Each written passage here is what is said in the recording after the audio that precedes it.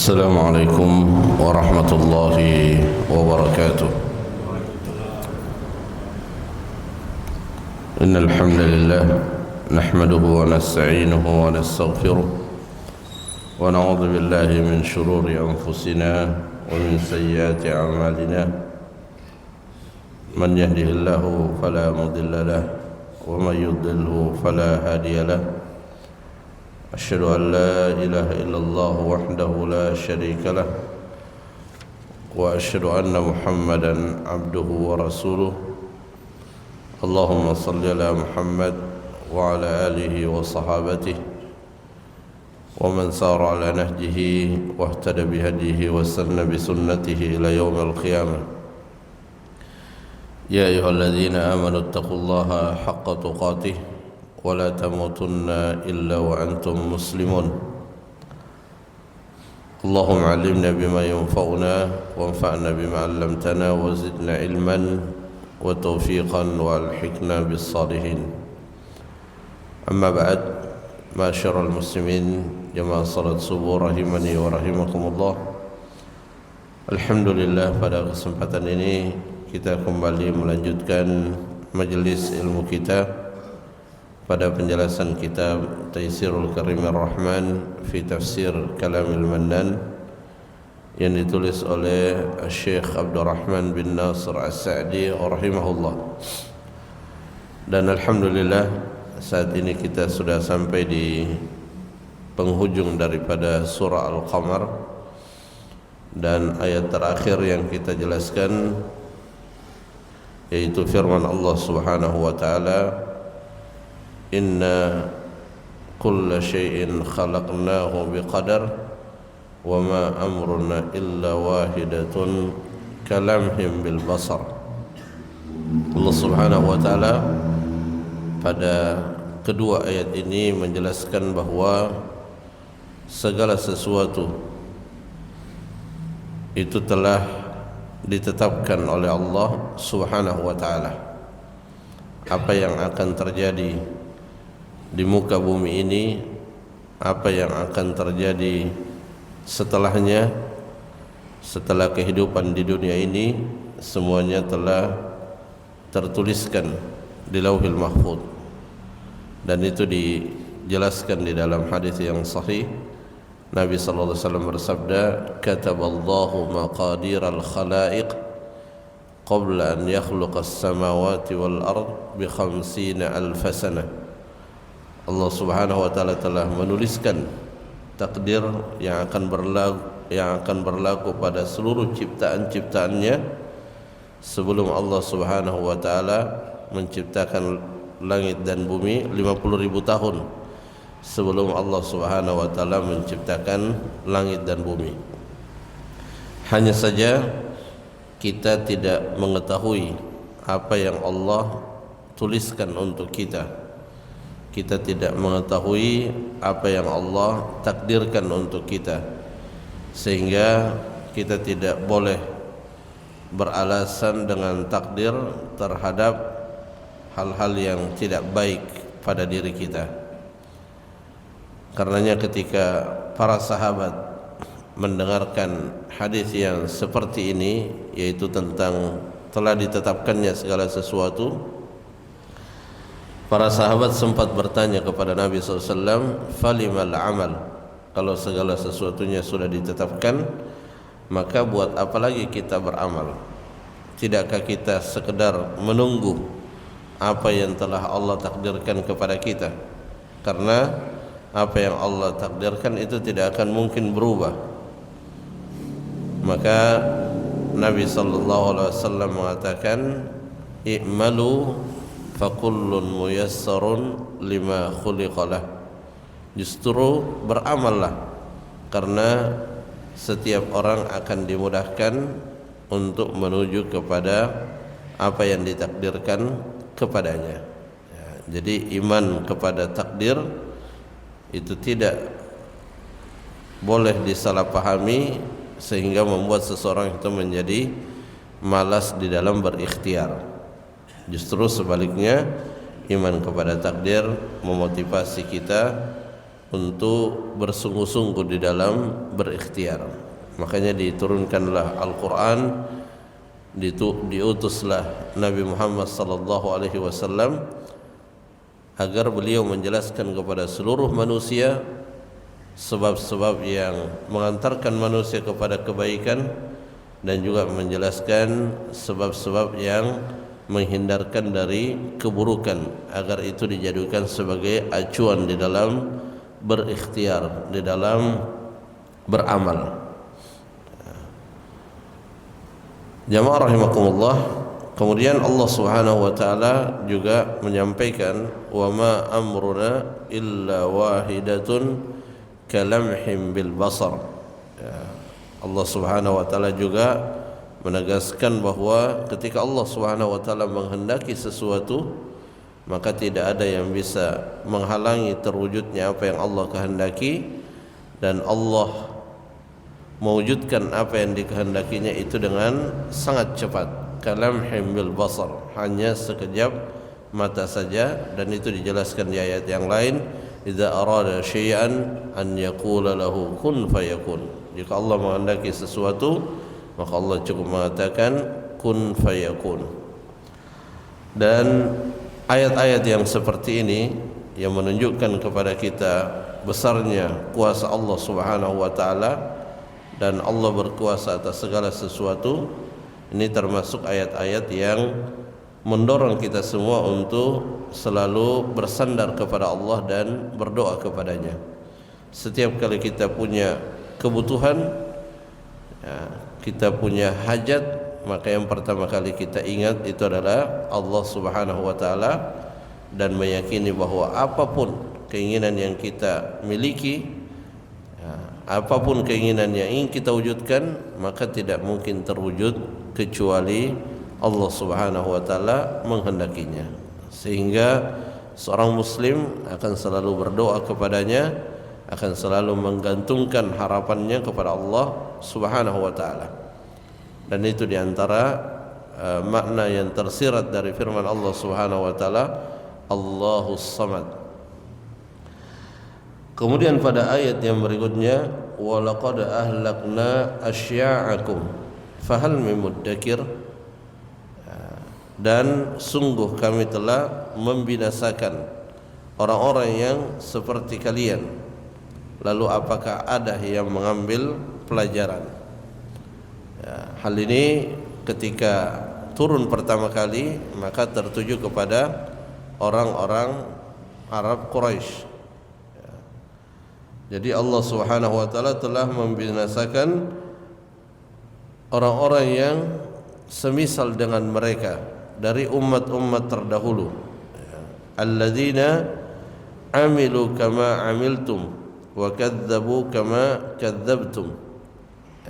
Jadi orang yang mendustakan Nabi Muhammad sallallahu alaihi wasallam itu bukan hanya orang-orang yang hidup pada masa beliau.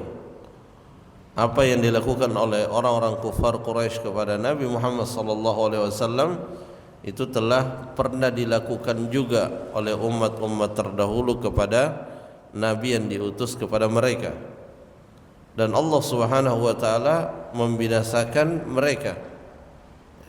Allah Subhanahu wa taala membinasakan umat-umat terdahulu disebabkan karena mereka mendustakan nabi yang diutus kepada mereka.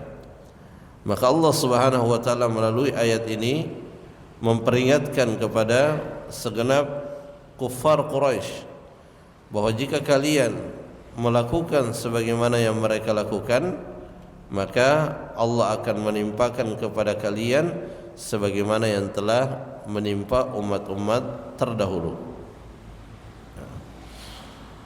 Fahal min muddakir, karenanya di ayat di lanjutan ayat ini disebut fahal min muddakir, apakah ada yang mengambil pelajaran dari kebinasaan yang menimpa umat-umat terdahulu. Karena sunnat Allah, anna sunnat Allah fil awwalin wal akhirin wahidah. Ketetapan Allah pada yang pertama dan yang terakhir itu sama. ketetapan yang berlaku pada umat terdahulu itu juga yang berlaku pada umat yang setelahnya.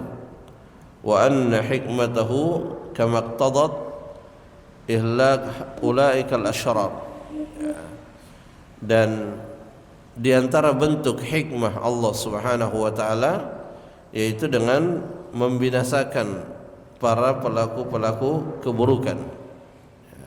Wa inna haula'i mithluhum, dan sesungguhnya mereka orang-orang kafir Quraisy itu sama dengan umat-umat terdahulu, yaitu sama-sama mendustakan Nabi Muhammad, mendustakan Nabi yang diutus kepada mereka.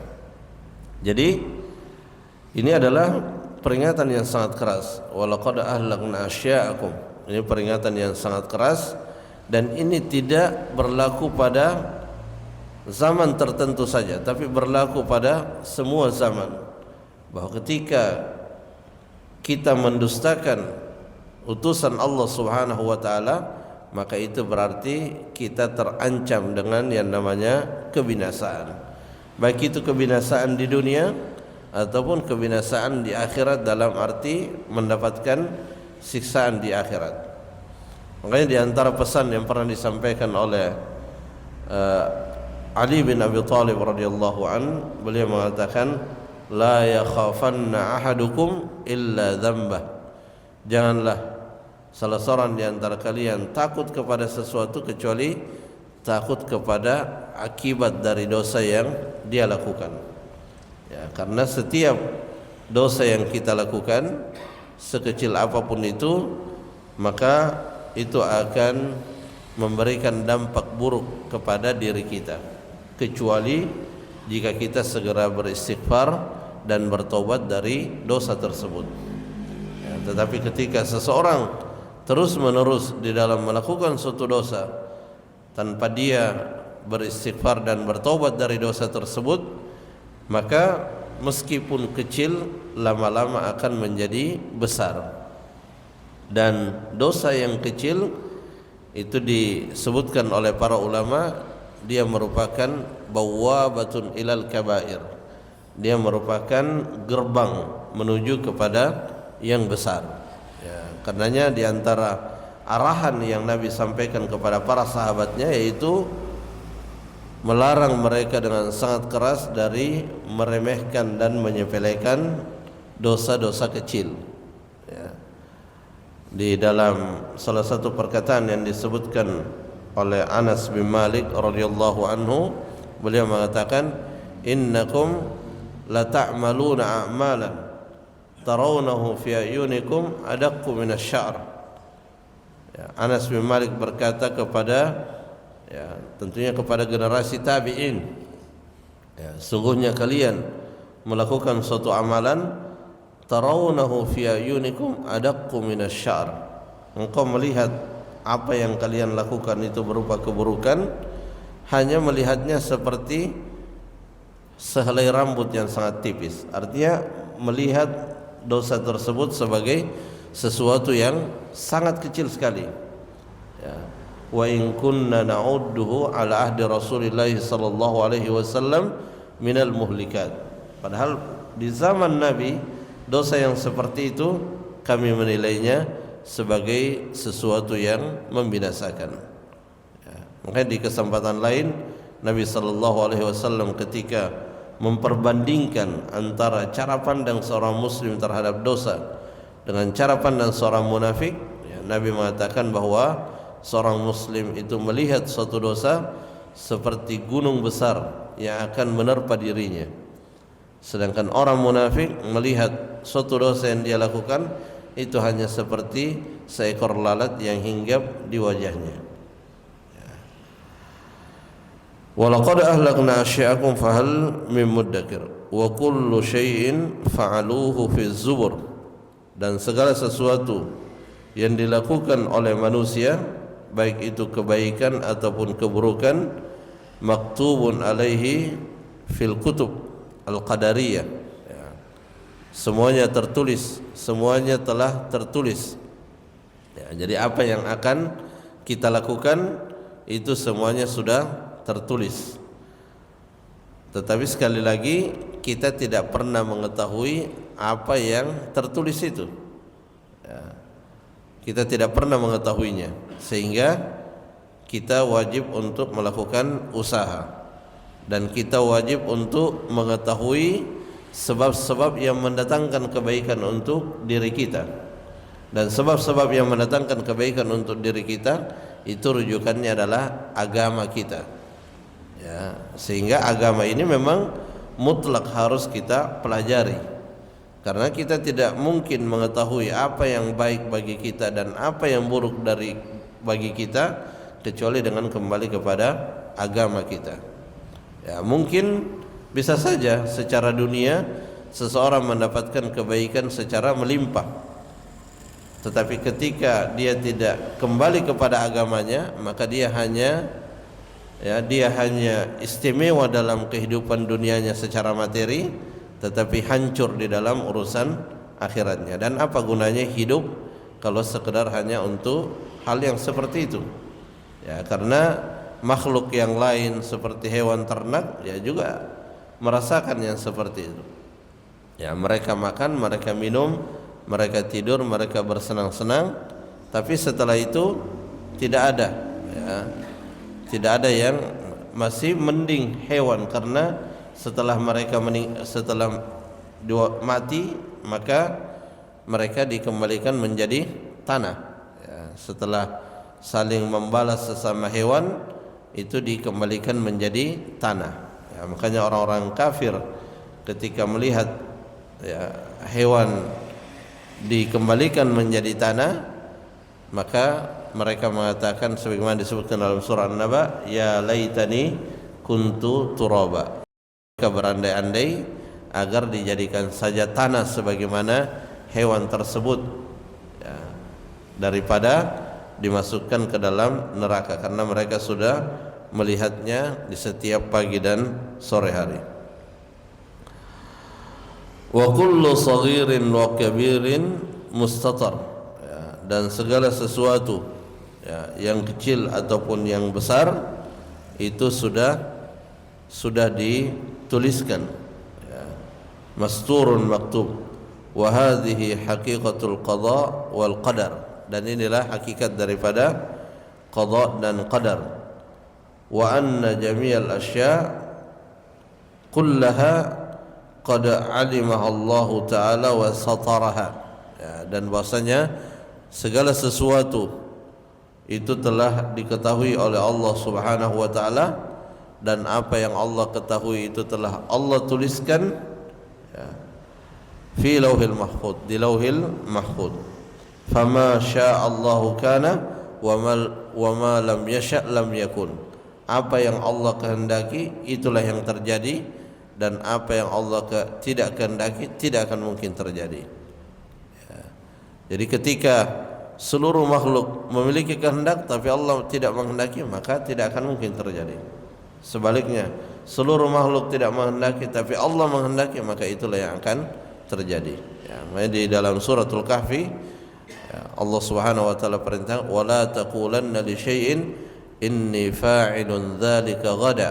Janganlah engkau mengatakan sungguh aku akan melakukan ini pada sore hari, pada keesokan harinya, illa ayyasha Allah, kecuali Allah menghendakinya. Makanya salah satu yang Nabi ajarkan kepada kita itu mengucapkan insyaallah, ya, semoga Allah menghendakinya, ya, dan itu adalah, ya, lafaz yang sangat singkat tapi mencerminkan keimanan seseorang terhadap iman kepada takdir.